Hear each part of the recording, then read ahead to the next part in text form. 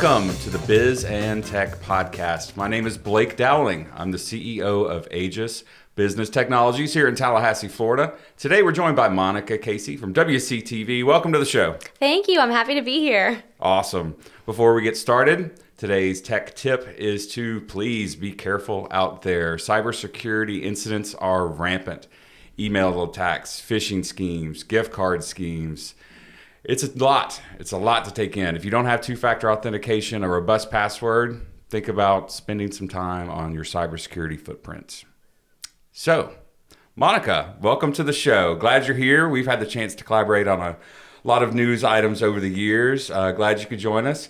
Tell us about yourself and what you're up to these days at WCTV. Yes, so I am a Monday through Friday reporter at WCTV, and I cover city and county government and politics. So my title is technically the Capital City Correspondent. It just means reporter. So I'm doing that Monday through Friday. I've had some really fun opportunities to fill in on the weekend, doing some anchoring, which has been fun.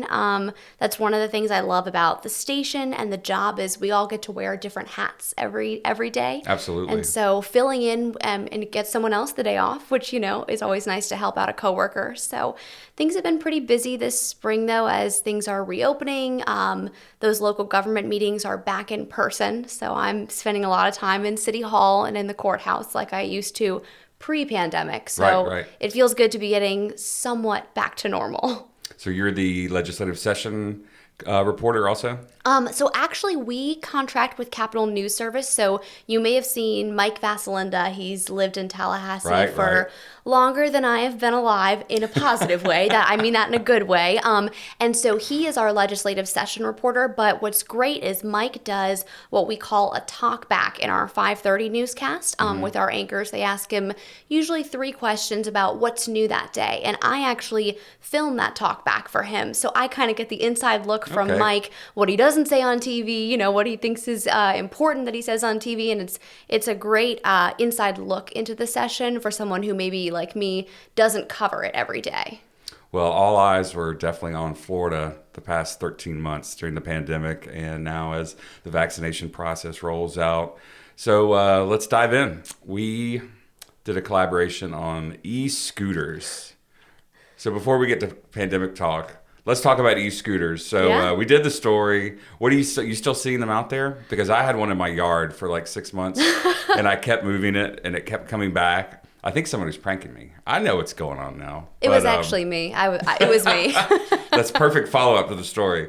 I do still see them around. I have to say I have not ridden one. I do not have the best balance or coordination. And in my last job when I was a morning reporter in Virginia, we actually had a similar story where we had e-scooters come to the town of Harrisonburg where I was working. And I did what we call a stand-up. It's when you see the reporter on camera talking, not live, but recorded. And I was trying to be creative, driving the e-scooter or riding it rather into the camera and out of frame.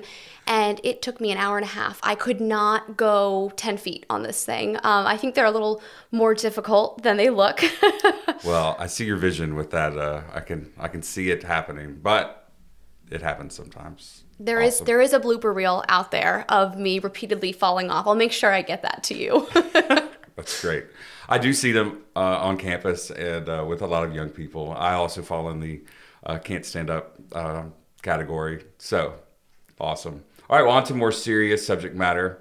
So during the pandemic, protests, the pandemic itself, long care facilities, what story did you work on that was that you thought was really important or just really intense? Tell us about it because you were there on the front lines. We all lived it together, but you had to tell the story every day for all those months about what was going on. So what was that like? It has definitely been exhausting, I will say, and it helps to have other reporters who are covering the same things nationwide. You know, I belong to a bunch of Facebook groups, and I have friends who work in other cities. Here, a lot of what I covered was government response to the pandemic, and the local governments here put a lot of money on the table for businesses and nonprofits and rental assistance. And, you know, I sat through through quite a few 5+ hour meetings with commissioners trying to decide how they were going to create these programs. But I also had to connect with the businesses who were hoping for that funding to stay afloat. And I think it was really difficult to see these small businesses who had, built from the ground up just be leveled by the pandemic. And there are so many other parts of the pandemic, the things healthcare workers went through. You mentioned long-term care facilities. I saw a lot more of the economic impact of that. And so that was difficult to see, but the kind of silver lining of that was that the funding was available for those businesses, which was nice to see that collaboration between government and the private sector on that, helping people stay in their commercial properties for a couple extra months while being shut down. So that Absolutely. is most of what I did during the pandemic was a little bit more economically focused. Awesome. Well, it was certainly a time like we've never seen before. And I was going back the other day looking at some of the columns I wrote in the early part of the pandemic just for a project that I'm working on the side. And, the unknown of April and May and June, it was an interesting time, like I said. So thank you for all that coverage. You and Katie and everyone at WCTV did an outstanding job. We appreciate you. So how did you get into this line of work? What led you to reporting? Was there a calling from kindergarten on and said, I will report the news from Red Rover to snack time? Or was it later in life? Or was it accidental? It's always a fun question to ask people. How did you get to where you are? It's a little bit of all of those. I do have a good story. Growing up, both of my parents worked full time. And so when summer came around, my brother and I would be at all different kinds of summer camps and stuff like that. But there would always be a week or two where we'd end up in mom or dad's office. My dad was a prosecutor in the local county, one over from where we lived. And this was at a time, I won't tell you my age. I grew up in the internet age, but there was still a typewriter in this office. All the attorneys did have computers, but... Is that what they call it? Internet age? Yes, I've decided that's what I'm going to go with. I think I grew up pre-internet age. Yes, That's so I was right in the sweet spot. We got computer and internet at home when I was in 7th grade, I think. But this is when I was 6 or 7. Did it make a funny noise? It did. Oh, it was dial-up. Yep. Okay. But when I was 6 or 7, we... to keep me out of their hair, all the attorneys were like, we got to entertain Monica somehow. And they would give me newspapers. And from the newspaper, I would write my own on the typewriter using those headlines and creating my own stories from what was in the paper. And my dad got lunch at the same place every day. It was called the Caprice Cafe. Nice. And he would bring me with him and I would have pancakes for lunch every day. My poor mom, probably not thrilled with me coming home with all that sugar. But the cafe would put up the newspaper that I wrote on the bulletin board every day that I was there. So that was celeb. Yeah. So that was cool. my work being up for the first time. And I won't say that I was hooked on it from then on, but in college I knew I wanted to major in English. I really love to read. And they had a new major called media studies, and I thought, that could work well with English. And so I double majored in those two, did a bunch of internships in college, and really just fell in love with kind of the adrenaline rush of news. I'm not really an adrenaline junkie, but I've found that fulfillment in doing something new every day. I agree with you. I was reading something by Pat Dooley, who's a sports writer in Gainesville who just retired. And he was trying to sum up what it was like to be, in the news. And he's like, you know what? It's writing something and publishing it and just seeing what people think about it. Yeah. A lot of people, oh, you stink, Pat. But, the ones that you've got to take the good with the bad, right? Yes. But the ones that say, that was really interesting. You really opened my eyes to that. I've been writing for 10 years now for floridapolitics.com and the Democrats, so I get it. It's fun. It's fun to share a message. Like I was talking about cybersecurity earlier. I preach that message every day whenever I can, but to share stories of people in our community, that's awesome. Yeah. So you mentioned, covering politics. Who's an interesting figure in local government that you've enjoyed working with, interviewing, whether a commissioner or our mayor? Our mayor is a juggler, like literally a juggler. Did you know that fun fact? Knowing the mayor, that does not surprise me at all. I could definitely see him juggling. And I kind of jumped the gun throwing his name out there, so apologies. But just curious. Talking to the commissioners is very interesting because they all have such different backgrounds. A lot of the time when I reach out to a commissioner for an interview, different commissioners have different ways of doing it. Some prefer you to go through their chief of staff maybe or their aide. And so I interact with that group of people a lot as well. But one thing that I really appreciate is the diversity in our local government. You have people of all ages, all races, all genders, and I really appreciate that coming from, I am of a generation that maybe isn't represented in local government just yet. I'll tell you, I'm 25, so, there are not a lot of 25-year-olds in office you just internet yet. age people. And I really value seeing their different opinions, and I see it even in work that I do with meetings. Sometimes I think a vote is going to go one way and it goes completely the opposite, and commissioners are on different sides that I didn't expect. And so I think, they have such a wealth of knowledge and such a wide variety of opinions on different topics. I feel more educated every time that I go to those meetings, maybe a little more tired and frustrated at the end of them too, depending on how long they go. But you mentioned 5 hours. Yeah. That's a little much. Yeah. Awesome. So outside of the workplace, the pandemic brought us all into uncharted territory. Did you pick up any new hobbies in the 13 months? You mentioned not taking a day off, so perhaps hobbies didn't come up, but what did you do with your time during the pandemic? I reconnected with some old hobbies. I grew up playing piano and taking piano lessons, and in college there were pianos you could basically rent. They weren't mobile. You could rent a room with a piano and play. That's fun. Now, where did you go to school? I went to the University of Virginia. Okay, So, awesome. Yeah, so a little further north than here, a little cooler. My cousin went to school there, so he's a rabid basketball fan. So we always text often during March Madness. They break my heart, and then they mend this it. Year? Yes. Well, I went to Florida, so we had a very early exit also. Yes.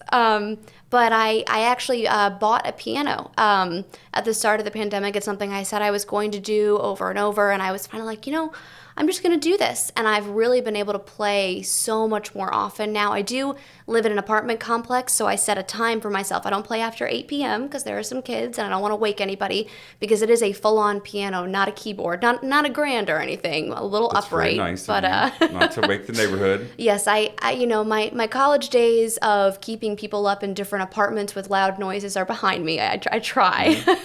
And the other hobby that I've got into is walking. I joke around that I'm a little old lady walking with my podcast in my ear. But I've gotten into podcasts and just trying to get outside a lot more. And I think that's something a lot of people have felt during the pandemic. I think a lot of us felt safer maybe spending more time outside and distanced from people. And I've loved, I would say if I had to live through a pandemic, there is nowhere I'd rather live than Tallahassee and Leon County with all of our green space and our ability to keep that distance from each other a little bit.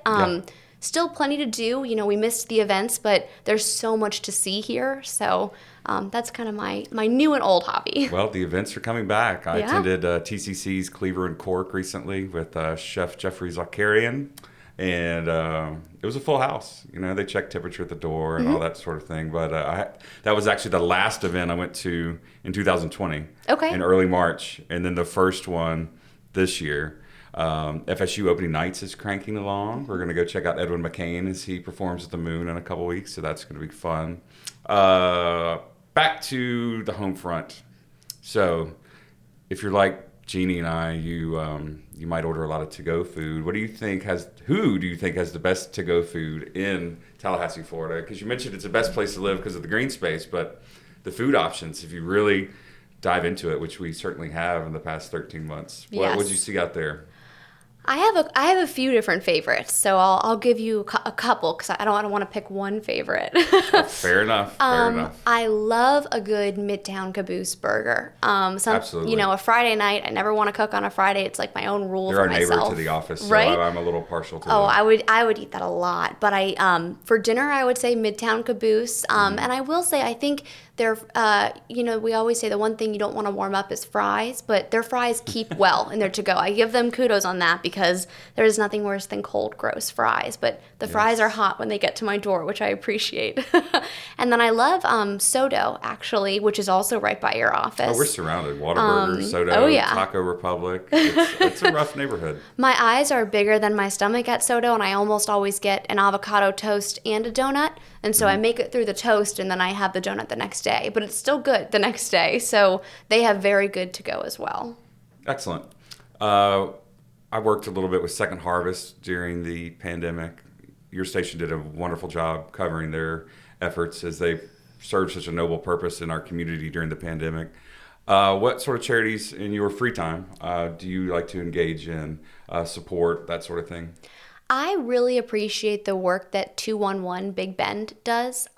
They have such a variety of services, and They really do. And it's amazing. I know that they partnered with Lyft to get people rides during the pandemic. They were even doing that to get people to vaccine appointments. But they also deal with a lot of mental health issues in their work. And that's something that's very important to me. Personally, I helped start a chapter of NAMI, the National Alliance on Mental Illness, in college. And it's something that I am able to engage in with work and also keep up with in my free time a little bit, keeping an eye on things. And I really appreciate the work that nonprofit does.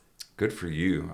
Matt Thompson from Madison Social was sitting in that chair last month as our guest. And he actually said, mental health is not something I ever thought about. Yeah. And in the pandemic, it was something that he had to deal with and his staff. And I think the world was a little, especially my generation, the pre-internet age, mental health's not something that our parents said, oh, make sure you're taking care of you, and all of these modern sayings and ideologies. And it's important. It's important that people are focusing on that because you never know when someone's hurting. And kudos to you for that initiative. Awesome. So what would surprise our listeners and watchers to know about Monica Casey? That is a good question. I like to ask that in business interviews for jobs because people do that exact answer. Because what do I say? Well, I have a tattoo of a unicorn on my neck. I enjoy skydiving. I have a Harley. You get all these answers that are surprising. So, the question is what it is. I don't know that this would really surprise people. Maybe people realize this when they talk to me, but I am such a nerd. That used to be an insult in middle school. I feel like it's become a little more of a compliment.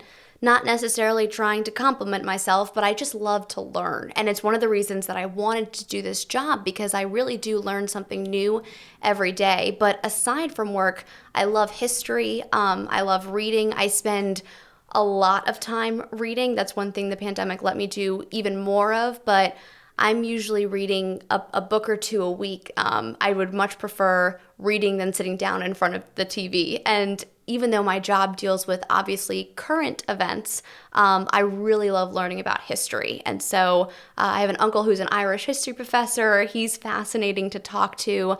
My dad is a big president buff. So there are all kinds of different things to learn about. And so I would definitely say I think the phrase is nerd out. So I can definitely nerd out over ancient Rome or ancient Egypt or World War II. I find different times and the way people lived during them really fascinating. Yeah, I agree. Although I'm more of a nerd purist. I like science fiction shows, Star Trek, Star Wars, bring it on. But on the history front, I just read a book about the V-2 rockets that Germany were launching at England towards the end of World War II and how people lived, and not just an air raid, but instant destruction. Yeah. Not a plane coming in that you could hear. Fascinating read. Did you ever see the movie Jojo Rabbit, World War II film? I have not. It has been recommended to me by a lot of people. Are you joining that list? I will recommend it. It's a World War II period piece, but it's fascinating from a kid's perspective. Okay. Because all stories are told from the war that I read. With a few exceptions, about the adult perspective, whether they're fighting in the war or they're back home or whatever it is, working in a factory or driving a tank. But this is the kid, and he has an imaginary friend, and we'll leave it at that. All right. Okay, cool. All right. Well, any closing thoughts today as we move on into vaccinations and more news coverage and more technology excitement in the world of 2021? What can you leave us with today? I wanted to go back to your opening tip about cybersecurity and two-factor authentication. That was Sure. something I very recently just turned on. Social media is a big part of our jobs, and as fun as it can be to Instagram my donut from Soto, I'm also posting my news stories on there, and I don't want anyone else to hack that account or anything. And I do think you might have more thoughts on this, but it might only get bigger from here on out. The importance of social media, there are entire jobs dedicated to it. So I would definitely agree with you. Change your passwords, get a good password. Robust. And the idea Yes. of a phrase as a password, the old ideology of make sure you change it every 30 days, whereas now people say don't change it ever. Just make sure it's four lines, like 25 characters. Like, okay. So you can email me for more questions on that. But you're absolutely right, especially someone in the news. When the mayor of Tampa's Twitter account was hacked a couple of years ago, hopefully that was a wake-up call to everyone that puts anything on social media. Yes. That it needs to be secure. So, and well done. Your social media is great. Thank you. Excellent Means a lot Instagram coming post from you. From the Governor's Club. I love that vantage point. That's cool. Thank you. Well, thank you, Monica, for joining us today. Appreciate you all listening and watching the Biz and Tech podcast. Next month, we'll be joined by Sally Bradshaw, who owns Midtown Reader here in our community. A wonderful spot. We'll hear about her background and how she got started in the book business. That's it for today. We're signing off. Make sure to check out the WCTV team, Monica, and everyone there. They do a great job with the news. I'm Blake. See you next time. Adios.